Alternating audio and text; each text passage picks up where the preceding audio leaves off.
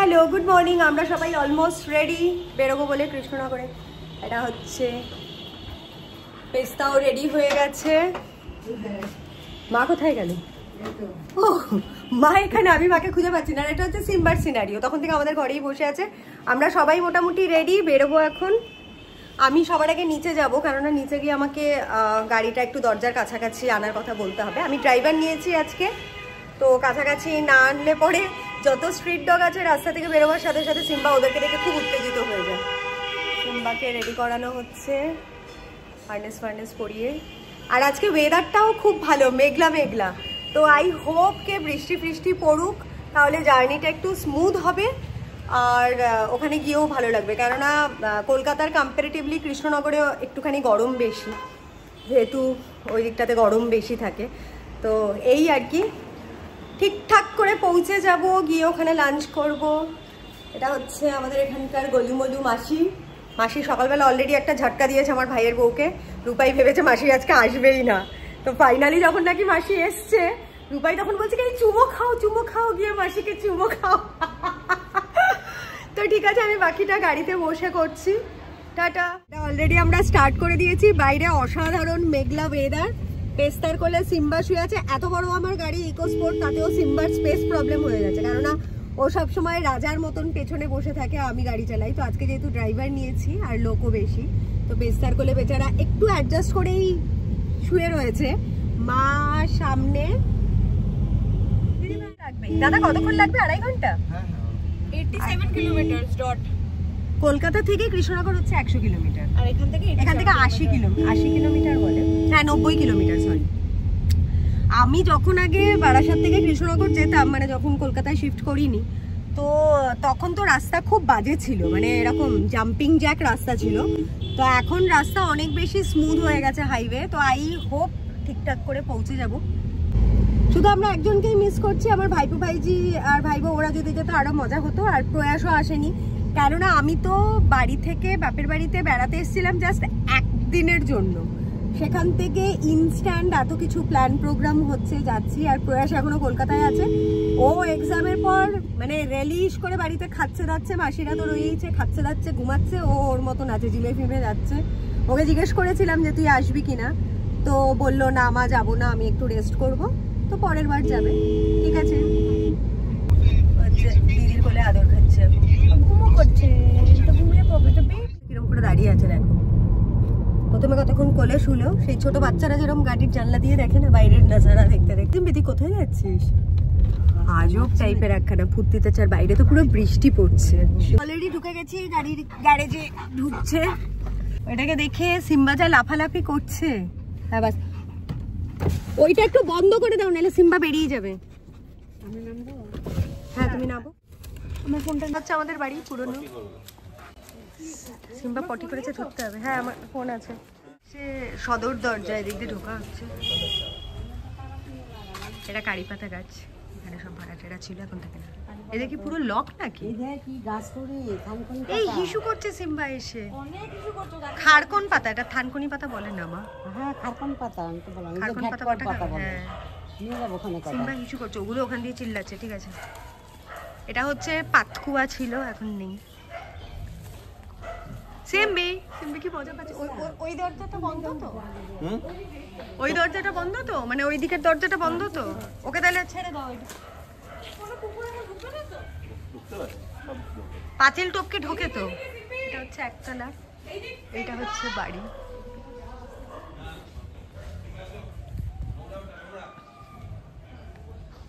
এটা হচ্ছে পুরনো একটা, এত বছরের, 250-300 বছরের পুরনো বাড়ি।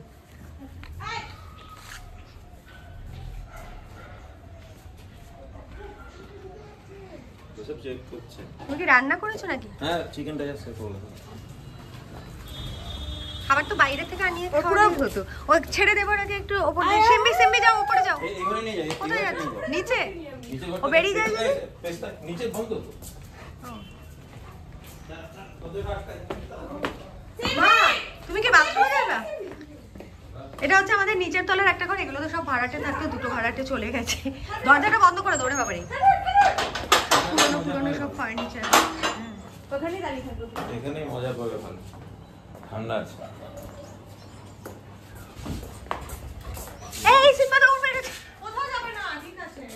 ওই পাশের ওখান থেকে ওই বাগানের দরজাটা তো মেন বন্ধ, কিন্তু অন্য কুকুর চলে আসলে পরে মারতে ওখানে ওপরেই নিয়ে চল, আপাতত একটু রেস্ট টেস্ট করে নিই, তারপরে আসবে। চলো সিম্বি, চলো পড়ে যাবে, ওখানে বারান্দা ধরে গেছে। বাবাকে ছেড়ে দাও, আমরা পেছন পেছন আসবে। এই মা, সিম্বি ওকে ছেড়ে দাও। ব্যাপারটা আজকে আদর করলো না, ও এক্সাইটেড, এতদিন পর 2 দিন মামা বাড়িতে থেকেছে, এত মজা পেয়েছে, লাফালাফি করতেছে, ছাদে চলে যায়। এটা হচ্ছে বাথরুম। আগেকার দিনে যেহেতু ঘরের বাইরে বাথরুম থাকতো, একদম পুরনো বাড়ি। সিম্বা দৌড়ে বেড়াচ্ছে। ওর গলারটা কি এটা পরে থাকবে না? খুলে দে। মা কোথায়? এটা হচ্ছে আমাদের বেডরুম। সিম্বা উঠে গেছে খাটে। এটা হচ্ছে একটা ড্রেসিং টেবিল, পিয়ানো স্টাইলের। এটা আরেকটা ঘর। এটা আমার শাশুড়ি শ্বশুরের ঘর ছিল যখন বেঁচে ছিল। আমরা যখন আসতাম তখন আমরা এখানেই থাকতাম। সিম্বা, সিম্বা কি মজা পাচ্ছে। সিম্বার জন্য আইডল প্লেস এটা। আরেকটা বারান্দা, ওর গলাটা খুলে দে না। আরাম কেদার, আমার শ্বশুর যখন বেঁচে ছিল এটাতে বসে বিড়ি খেত সারাক্ষণ, খুব মজা পেত। দেখছে ইয়ে করে, নিচে গাড়ি।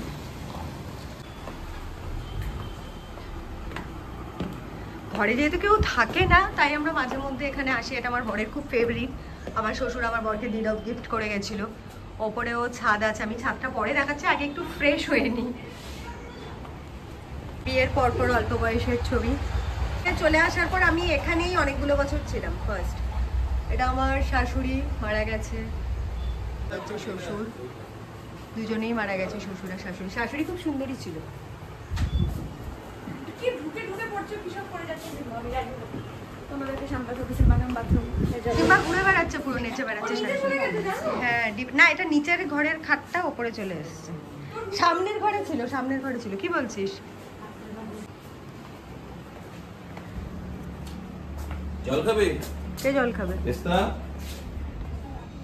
এটা হচ্ছে ছোট্ট একটা কিউট রান্নাঘর। এই সিম্বা রান্নাঘরেও ঢুকে গেছে, কি ছাচ্চর রে বাবা। এই আগুন লেগে যাবে, উঠতে পারবি? পড়ে যায় যদি। দেখো উঠে যা সিম্বি, এখান দিয়ে রাখাচ্ছে। ওঠে ওঠে সিম্বি, গো আপ। বাড়ার সাথে তো উঠলো, নিয়ে উঠবে নাকি? এই সাইড দিয়ে যদি গলে বেরিয়ে যায় তাহলে মুশকিল। সিম্বি সিম্বি নিচে নেমে পড়ে যাবে, পড়ে যাবে। চলো আমি নাচছি, চলো। গেট ডাউন মাম। ওর নামাতে কোলে করে নামাতে হবে। গ্রিলের মাঝখানে মাঝখানে না, হয়তো অভ্যেস নেই তো ওঠার, একটু ভয় পাচ্ছে। দেখিস ওই সাইড দিয়ে সিম্বাকে ওঠাতে হচ্ছে সিঁড়ি দিয়ে। এবার উঠে যেতে পারে। এবার দেখি সাইড দিয়ে যাতে না বেরিয়ে যায়, ভাই ভয় লাগে। এইটুখানি জায়গায় ভয় পেয়েছে শুধু। মা আসো। কি সুন্দর আম ধরেছে রাস্তায়। হ্যাঁ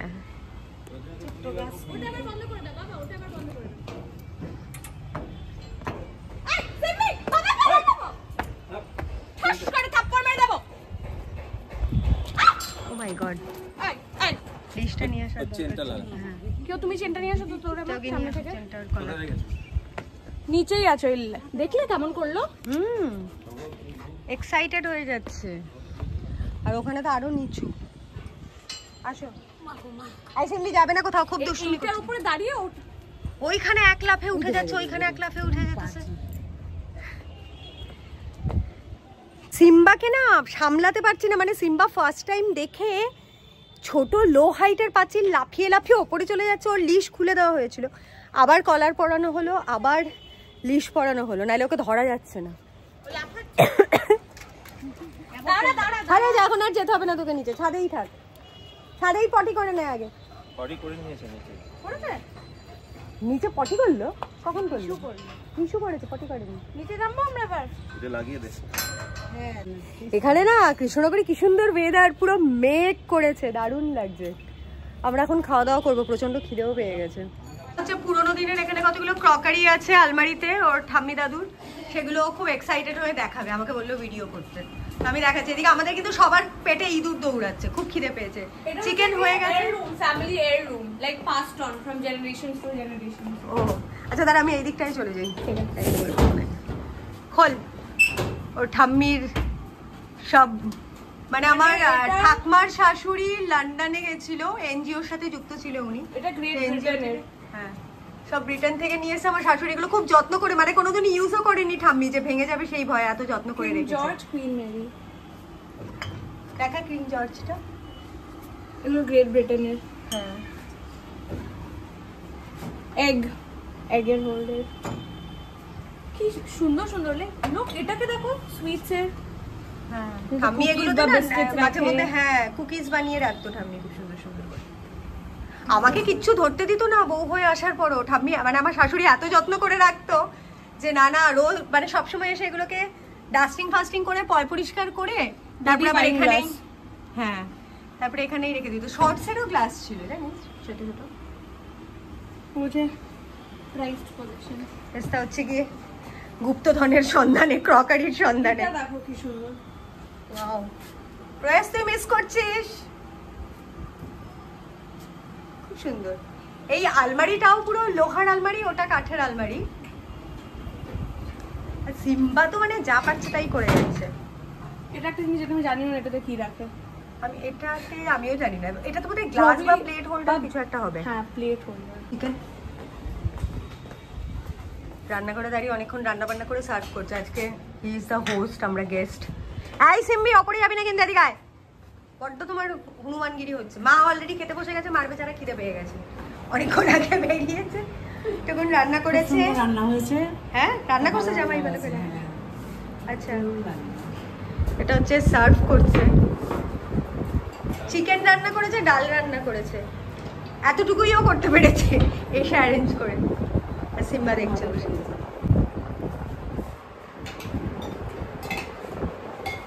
পেঁয়াজ খাবে নাকি মা?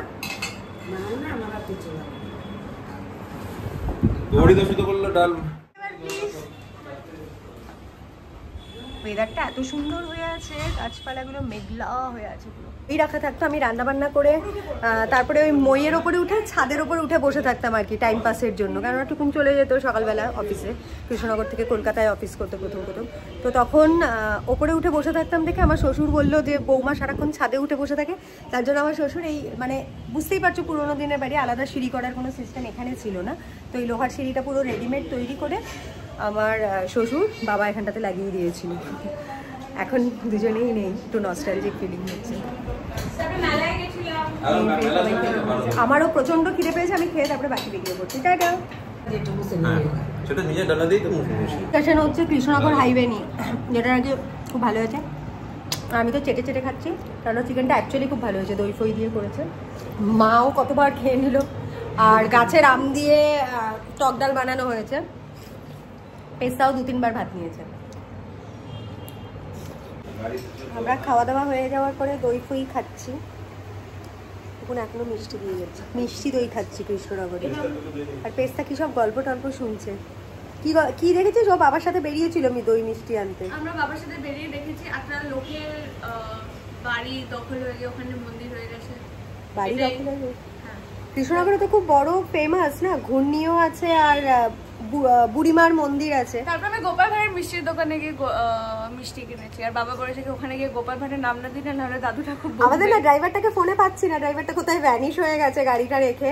না হলে ওরা বলেছিল রাজা কৃষ্ণচন্দ্রের বাড়ি। আমি তো একসময় অনেক গেছি কৃষ্ণনগরের বাড়ির, কৃষ্ণচন্দ্র রাজার বাড়ির যে এরিয়াটা, ওখানটাতে 12 দোলের মেলা হয় প্রত্যেক বছর। এখানে এটা খুব ফেমাস আর কি। তো পেস্তার খুব ইচ্ছে হয়েছে, ছোটবেলায় গেছে, ওরা বড় হয়ে হয়তো যায়নি। তো পেস্তার খুব ইচ্ছে হয়েছে বাবার সাথে ওই 12 দোলের মেলায় যাবে। তো গিয়ে নিচে আর ড্রাইভারকে খুঁজে পাইনি, তো ডিসার্টেন হয়ে সব ওপরে চলেছে। আর আমি হচ্ছে কি আমার বয়স হয়ে গেছে, আমি এখন রেস্ট করছি আয়েশ করে দই ফই খেতে খেতে। আর টুকটাক ভিডিও বানাচ্ছি আর এডিট ফেডিট করে পোস্ট করছি। তো আমি না রিল্যাক্সিং মোড। আমরা এখন একটুখানি টোটোর জাস্ট হাওয়া খাবো, কারণ বিকেল বিকেল আছে, এরপর তো সন্ধ্যাবেলা বেরিয়ে যাবো বাড়ির জন্য। আর সিম্বাকে নিয়ে একদম উলফুল লেগে যাচ্ছে, সিম্বাকে সামলানো যাচ্ছে না। আমাদের একটা মস্ত বড় জার্মান শেফার্ড আছে, বুঝেছো, কুকুর। তো ওটাকে বাড়িতে রেখে এসেছি। খুব সুন্দর এই চার্চের এরিয়াগুলো। এটা পুরোটাই কৃষ্ণনগরের ক্রিশ্চিয়ান সোসাইটি।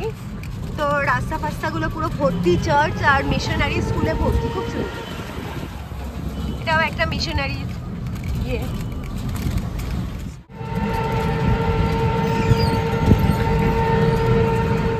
প্রথমে বেরিয়েছিলাম একটুখানি ভ্রমণ করতে, যে টোটোর হাওয়া খেতে খেতে পাড়াটাতে বেরোবো, যেহেতু গাড়ি নিয়ে গলিগালাতে আসা খুব মুশকিল, তো গাড়ি রেখে টোটোতেই বেরিয়েছি। এবার আস্তে আস্তে টোটোওয়ালা বললো যে এই ফুচকা দাদাটা খুব ভালো ফুচকা বানায়। মজার ব্যাপার হচ্ছে আমার কাছেও ক্যাশ নেই, মেয়ের কাছেও ক্যাশ নেই, আমাদের ইউপিআইতেই থাকে। তো টোটো ভাইটার কাছ থেকে 100 টাকা নিলাম, নিয়ে ফুচকা খাবো, একবারে ওকে পে করে দেবো। আমি এখন একটা ফুচকা খাচ্ছি, বেশ ভালো।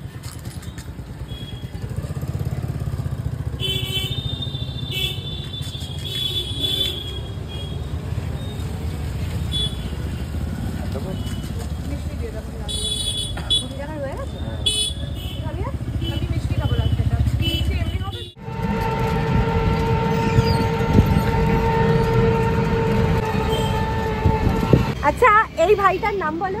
আমার নাম সৌগত মণ্ডল। সৌগত মণ্ডল। ওর সাথে আমি আর মেয়ে বললাম না, গাড়ি রেখে আমরা একটু ফুচকা খেতে বেরিয়েছি, বিকেল বিকেল আর হাওয়া খেতে বেরিয়েছি, আর টুকুন সিম্বাকে পাহারা দিচ্ছে বাড়িতে। তো আস্তে আস্তে এই ভাইটাকে বললাম যে ইউপিআই তো হবে কিনা, ও বললে ইউপিআইতে নেই। তো যাই হোক, ওর একটা বন্ধুর ইয়েতে পয়সা দেবো, সেটা কথা না। এবার চালাতে চালাতেই গল্প করতে করতে তারপরে দেখলাম যে আমার বরেরও চেনাশোনা, ভালো করেই চেনে, একই পাড়াতেই বাড়ি। তো তার জন্য বললাম যে ওর সাথে একটা ভিডিও ক্লিপ নিয়ে নিই, কারণ তুরন্ত ওকেও আমি আমার সাবস্ক্রাইবার করেছি। তার জন্য ভাবলাম যে ও হয়তো দেখবে পরে চ্যানেলে, তার জন্য করলাম। আর এই জায়গাটা এত ভালো লাগছে না, এটা পুরো চার্চ আছে এখানে, পুরোটাই তো খ্রিস্টান পাড়া, ক্যাথলিক পাড়া। আমি দেখাচ্ছি চার্চের এগুলো, কয়েকটা ফুটেজ নিয়েছি, বাট স্টিল এত সুন্দর লাগছে, মানে মনে হবে যেন এটা একটা Don Bosco high technical school, Christian society. এত সুন্দর লাগছে দেখতে জায়গাগুলো, আর পুরো বিকেল বিকেল এত সুন্দর রাস্তা, তো খুব ভালো লাগছে। আর ওখানে আমার মেয়ে ওয়েট করছে টোটোতে। তো আমি শুধু তোমাদের জন্যই নেমে নেমে এত ছোট ছোট ভিডিও ক্লিপ নিচ্ছি, সো দ্যাট তোমরা ফিল করতে পারো কৃষ্ণনগরের প্রত্যেকটা মুহূর্ত, প্রত্যেকটা হাওয়া বাতাস গন্ধ স্মেল করতে পারো। তো হ্যাঁ, বাকিটা পরে বাড়িতে গিয়ে করব। আই হোপ তোমাদের সবার খুব ভালো লাগছে। ইয়ে, বি উইথ মি। দেখাই, আমাদের অটোতে করে ঘোরাফোরা হয়ে গেছে। এটা না তখনকার দিনের ওই লেটার বক্স দেওয়ার, চিঠি দেওয়ার জায়গা ছিল, পুরোনো বাড়ি তো, মানে বাড়িটার এই দিকের ভিউটাও তোমায় দেখাচ্ছি আমাদের। হ্যাঁ, এটা হচ্ছে বাড়ির আরেকটা কর্নার ভিউ, মানে তো এটা হচ্ছে গলির সদর রাস্তা কিংবা কাছে, মানে ওই দিকে একটা গলির রাস্তা আছে, ওইদিকে একটা রাস্তা আছে। এইসব দরজাগুলো তো আগে মানে কাঠের ফাটের, ওই দিকে খুলবে পেছটা, তো সেগুলো সব ভেঙে গেছে, এত পুরনো। এখন টিনের সব লাগানো হয়েছে। সিম্বি ওখানে লেজ নাড়ছে।